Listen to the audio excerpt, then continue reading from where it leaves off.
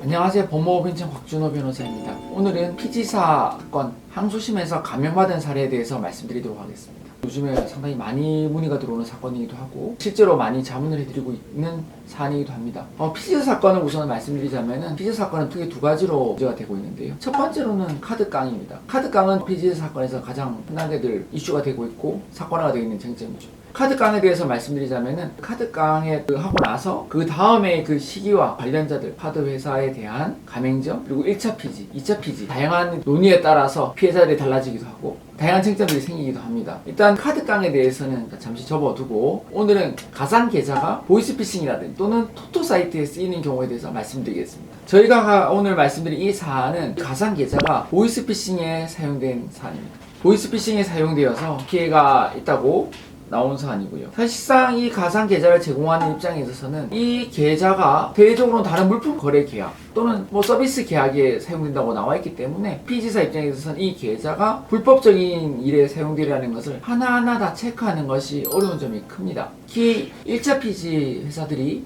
2차 피지를 통해서 영업에만 신경을 쓰다 보면은 또 이런 부분들을 놓칠 수도 있죠. 근데 이제 그렇다고 해서 반드시 가상 계좌가 쓰인 그 불법에 대해서 벗어난다 보는 것은 쉽지가 않습니다. 토토에 만약에 쓰이게 된다면은요, 도박 개장죄 또는 국민체육진흥법 위반에 방조죄가 성립할 수 있고요. 보이스피싱에 쓰이게 된다면은 사기죄 방조가 성립될 수 있는 것입니다. 실제적으로 가상 계좌를 제공하는 이에 대해서 법원은 본래로 그 계좌가 쓰인지에 대해서 방조를 인정을 하고 있는데요. 대부분의 사안에 있어서 실제로 몰랐기 때문에 다투는 경우들이 상당히 많이 있습니다. 나는 이걸 몰랐다. 보이스피싱에 쓰인 줄 몰랐다. 난 이 계좌가 토토에 쓰일 줄 몰랐다. 이렇게 주장하는 것이고 실제로 법정에서 이러한 식의 변론이 많이 이루어지고 있는 것이 사실입니다. 하지만 양형적으로 주장하는 것과 별개로 실제로 이렇게 몰랐다는 이유만으로 무죄가 나오는 것은 또 다른 문제입니다. 바꿔 말하면 몰랐다는 이유만으로 무죄가 쉽게 나오지 않습니다. 물론 실제로 모를 수도 있죠. 모를 수도 있고 다 알기도 힘들고요. 물품 거래를 계약을 하고 그쪽에 가상 계좌를 제공했는데 그 가상 계좌가 보이스피싱에 쓰일 줄은 쉽게 알 수가 없죠. 그럼에도 불구하고 재판부에서는 일단 가상 계좌가 불법적인 일에 사용이 되면은 그 가상 계좌가 쓰인 부분에 대한 방조를 인정하는 경향이 상당히 많다는 점을 말씀드리겠습니다.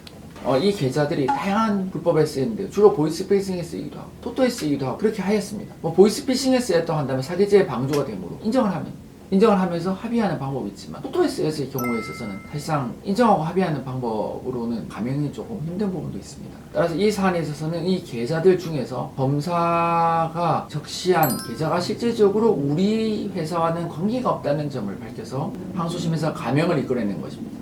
합의 없이 계좌에 대한 정리로 감형을 이끌어냈습니다. 저희한테 문의 주신 이 의뢰인을 주소에서 처음 상담했을 때부터 계좌에 대한 정리가 필요하다는 걸 말씀드렸고 실제로 그 전략이 먹혀서 항소심에서 감형을 받아낸 것입니다. 1심에 있어서는 계좌가 불법적인 일에 쓰일 줄 몰랐다는 그 부분에 대해서만 집중적으로 변론을 했고요. 재판부에서는 받아들이지 않았거든요. 제가 근데 앞서서 말씀드렸잖아요. 가상 계좌가 불법적인 일에 쓰였다는 그 부분만 가지고 무죄 주장하게 되면은 사실상 그것이 받아들이지 않게 되면 나머지에 대해서는 그 법정에서 쟁점으로 다투기가 쉽지 않기 때문에 그러면은 이 사안이 1심처럼 형량을 맞게 되는 것이죠. 물론 이걸로 무죄가 쉽지도 않고요. 근데 저희가 항소심에서는 전략을 바꿔서 계좌에 대한 정리로 들어갔기 때문에 실질적으로 감형을 이끌어낼 수가 있었던 것입니다. 지금 다양한 피지 분들과 함께 하기도 하고 재판으로 넘어가신 분들에 대해서도 도움을 드리고 있습니다. 수사 과정에 함께하는 분도 계시고요. 피지사 이 계좌 제공 이로 인한 그 영업이 요즘에는 키오스크 등과 연결되어서도 사업 분야가 확장되고 있지 않습니까? 그런과 동시에 가상 계좌 제공의 업무 자체가 불법적인 일에 또 관여될 수 있다는 점. 왜냐하면